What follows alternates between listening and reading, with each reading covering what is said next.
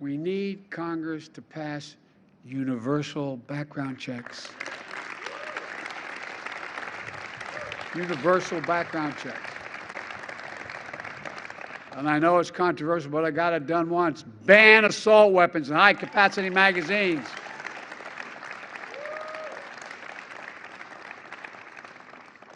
I was getting criticized when I first passed this law when I was a senator.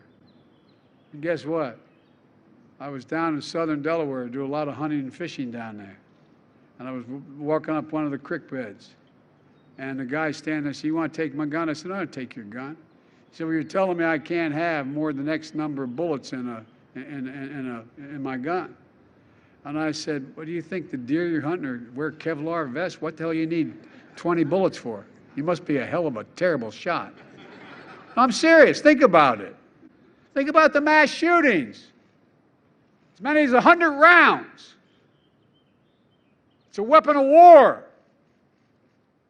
There's nothing to do with recreation. Outright ban of the sale and possession of unserialized guns. Eliminate gun manufacturers' immunity from liability. They're the only outfit. They're the only outfit in the country that is immune. Imagine had the tobacco industry been immune to being sued. Come on. In February, the families of 9 of the Sandy Hook shooting victims achieved a settlement against the maker of guns that was used to kill their children. The Sandy Hook folks are here. Are you embarrassed to ask you to stand up?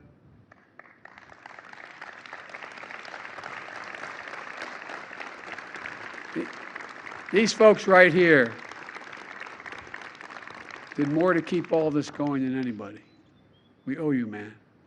We owe you. It never goes away, does it? God love you.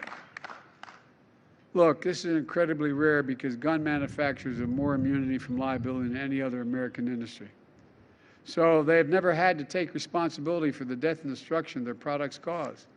But as part of this settlement, Remington agreed to release thousands of pages of internal documents.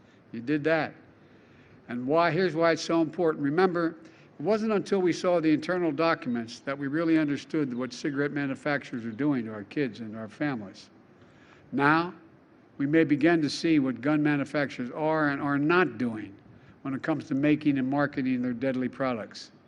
And by the way, it's going to sound bizarre. I support the Second Amendment. You have a right. But from the very beginning, the Second Amendment didn't say you can own any gun you want, as big as you want. You couldn't buy a cannon when, in fact, the Second Amendment passed. And certain people from the very beginning weren't allowed to purchase guns.